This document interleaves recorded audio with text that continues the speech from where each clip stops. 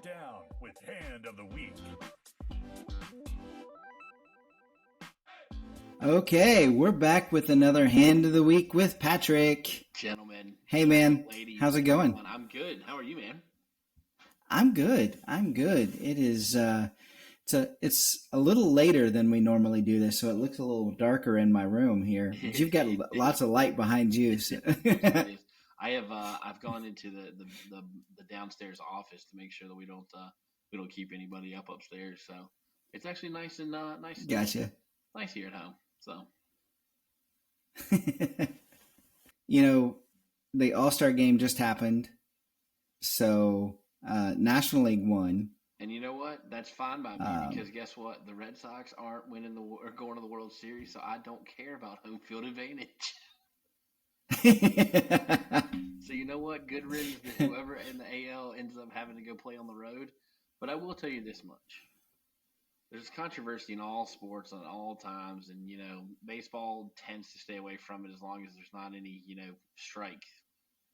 Baseball kind of stays away from it. Now they change the rules with these pitch clocks and everything, but everyone's kind of getting that under their belts.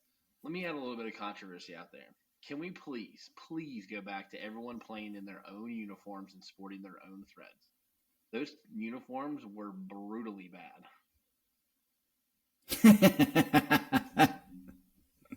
That is true. I always enjoy seeing the mix of people out there. Like, oh, this guy's representing Boston, or he's representing the Royals, or he's representing the Angels, or whatever. And so I do like that. You're right. If we want to have a different uniform, you save it for the home run derby. Yeah, exactly. You know what? And that was awesome. I feel like they change that every 4 to 5 years too. And the rules, kind of get me. But it was a great one to watch. I love my boy Mookie Betts. It's still my boy out, even though he's playing on the West Coast. Decided to do it. Him and his wife gave the explanation of like, listen, he's going to end up doing everything, or he's already done everything in baseball. So why not do the home run derby? And he gets baxed by 11. Yeah. Well done, Mookie. Well, so we've got an interesting Hand of the Week this week. It's sent in by Alex Kingsley. All right. And he says straight up, for some context, we're playing 1-3 cash. Okay. The main villain is to my left. And a few hands earlier, he tried to bluff me. He shoved the turn and I called with top 2 pair, and he was visually upset that I called his bluff. Got him on tilt. I love it. So we're starting this hand with him on tilt. I think last week we played the hand and our guy was on tilt going into the hand. This time the roles are reversed. Yeah, I like it. This is the better side to be for sure. All right, yeah. 1-3. What position are we sitting in? We're going to be in the cutoff. Okay. But in this hand, I know how much you love the straddle. Oh my gosh. In this hand, the villain straddled from the button for $6. Okay. Now, the button straddle is a little bit more rare, I think, than the under the gun straddle or something. But it gives more power to the button than usual, which, they've always got the power anyway. In this case, they get even more power because they get the chance to play last, even pre-flop. Yeah. So their range is going to get even wider, I would assume. You would think so. And quickly for the novices, other ones out there. So when the straddle is done that way, it also makes the betting significantly go up pre-flop too, correct? Is that accurate to say? A straddle would do that anyway, yeah. Okay. Yeah. And the pre-flop action now is going to put the small blind in an even worse position than normal because they're first to act even pre-flop. Yeah. So in this hand, things get a little wild because there are 5 limpers to us in the cutoff. So we had 5 people that just called the $6, and it gets to us in the cutoff where we have the King of Spades, Queen of Diamonds. All right, King of Spades, Queen of Diamonds. I got to tell you, Joe, that's a lot of King and Queens that I feel like we see on a regular basis. We have seen a lot of King Queen, and so this should tell you something, right? Like King Queen's going to get you in trouble. You're going to end up in some tough spots with King Queen. So just keep that in mind. And in this one, to add even more insult to injury, in this one, there are so many people in this hand. Yeah, I gotta tell you, this is King Queen offsuits. I feel like I'm just calling as well. Like I'm playing, but I'm just calling as well. I think that's a mistake. I think that you've got to try to thin the field a little bit. So that's a good point. I think I would. I think I told you before.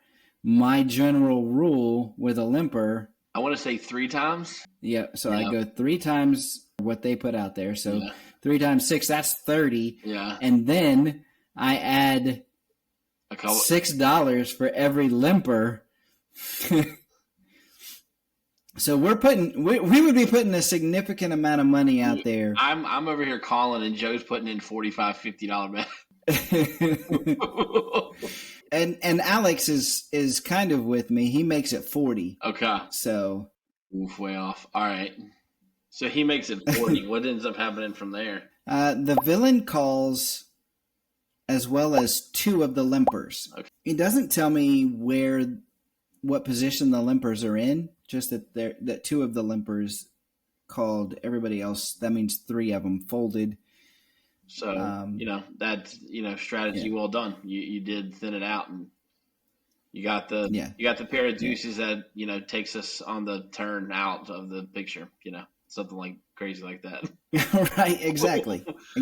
All right. So there's 4 of us. But to be honest, those limpers probably scare me as much, if not more, than the villain, because what are they limping with that they feel like they can call $40? Yeah, that's a good point. That's a real good point.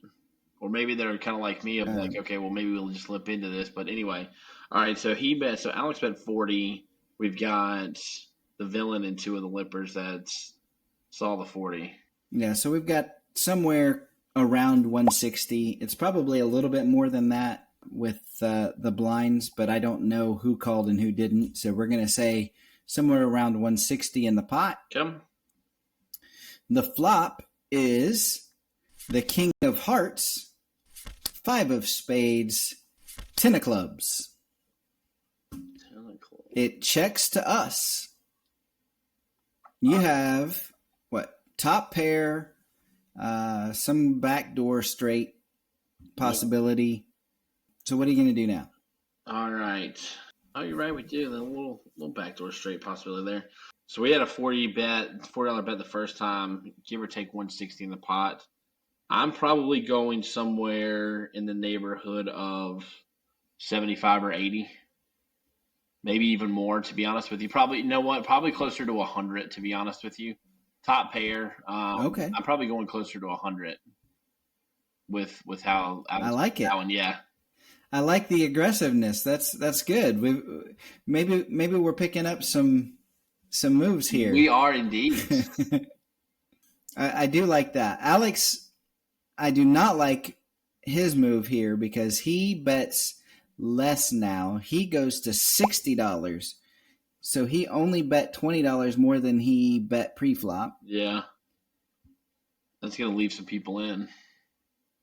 I would think so, but he says the villain calls and everyone else folds. So the limpers didn't have enough to get in the first place. So thanks for your $40. And right, yeah. All right, I'm a little surprised at that.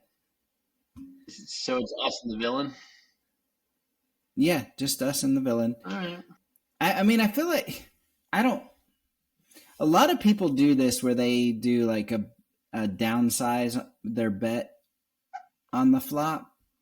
I'm not a big fan of that move, just because I just feel like unless you have the nuts or a draw to the nuts, then downsizing is just encouraging action on not only this street but further streets. Yeah. So I think if you're going to bet 60 here, you probably should have just checked.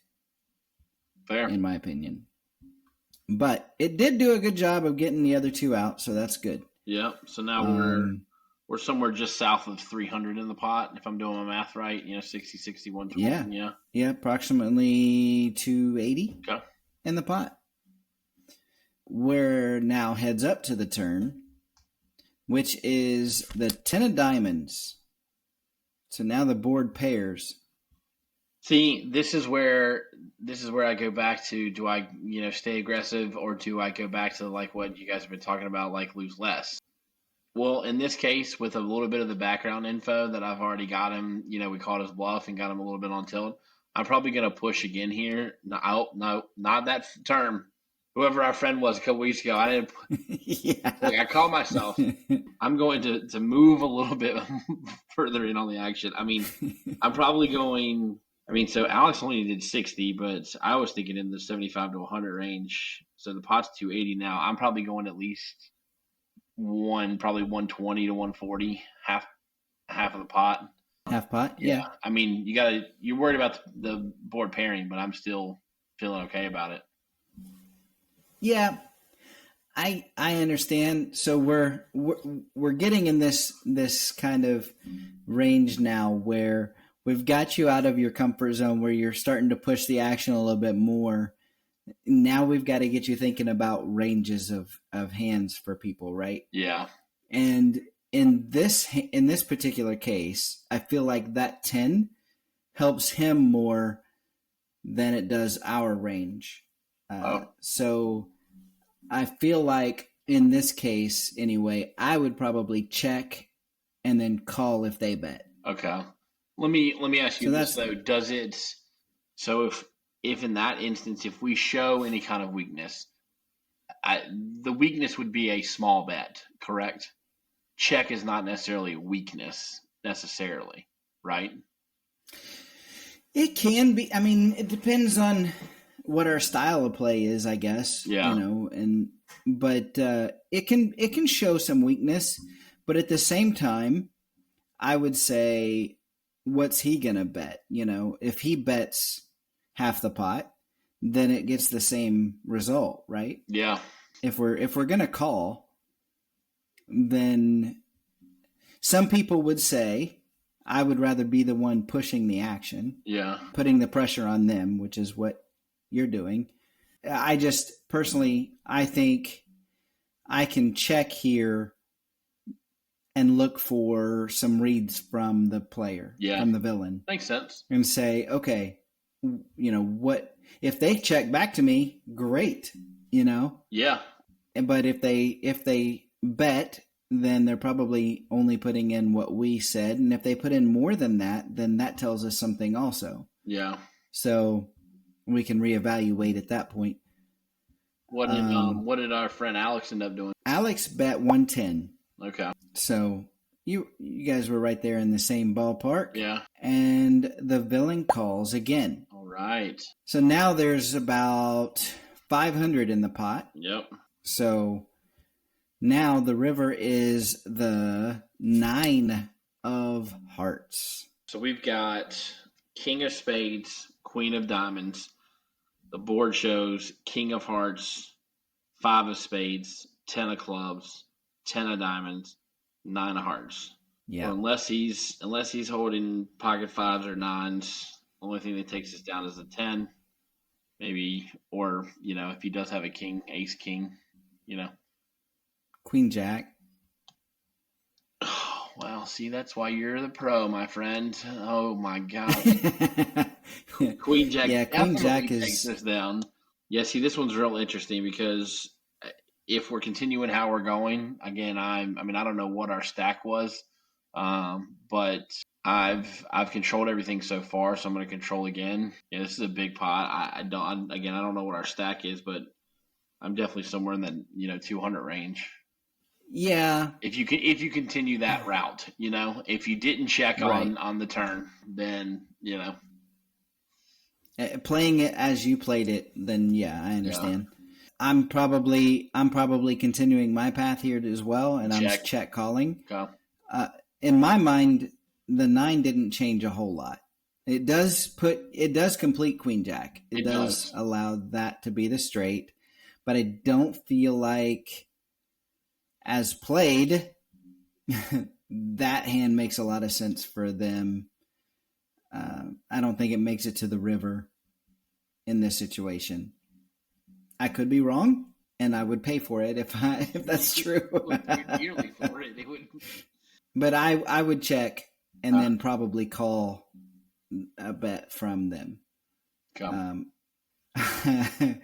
we're gonna find out because Alex checks and the villain shoves. Queen Jack. We have him covered, but this would leave us with crumbs, he says. Yikes. Yeah. So this is exactly what we were just saying, is I'm going to pay for it if he has Queen Jack. Or a 10. I mean, that's my biggest. Or a 10, yeah.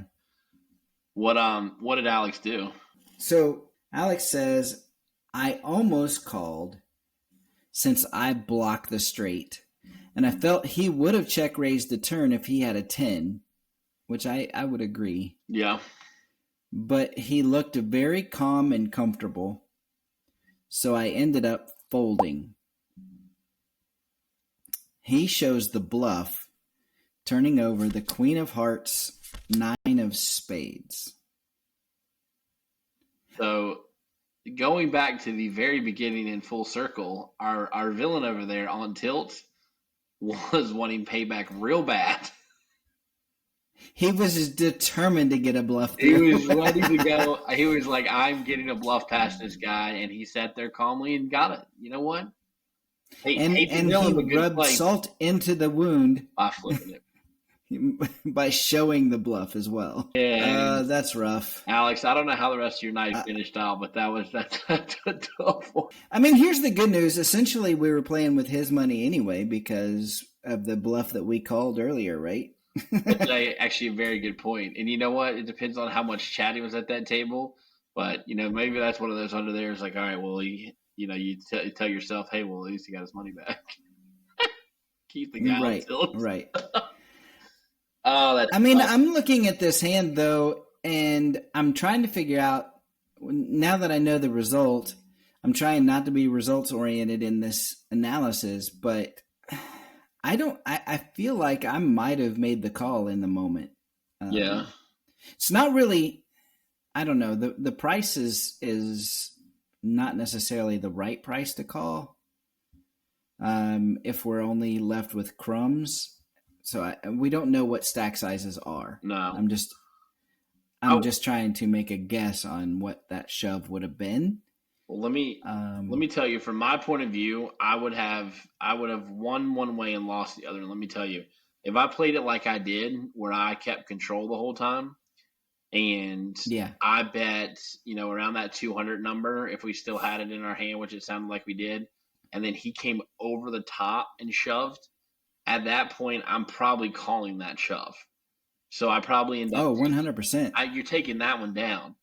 I personally, Patrick loses if I check on the turn and he bets, I'm like, no, have a nice night. I'm on to the next hand. So I would have ended up out of that one anyway. So I'm just thinking about it from what makes sense, and I feel like if he had Queen Jack or a 10 here, he wouldn't shove because he's going to want us to call. Yeah, I think you're absolutely right. So if you really stop and take your time and think about it, then based on read, it probably should be a call. Yeah, but yeah, I mean that's tough. But like I said, at least you were playing with his money, so so you didn't lose too much. That's right. That's exactly right. So there you go. Alex, I appreciate you sending that hand in. And if anyone has a hand of the week that they would like Patrick and I to break down, send it to podcast@anteupmagazine.com. Patrick, I'll see you next week. Sounds good. See you guys.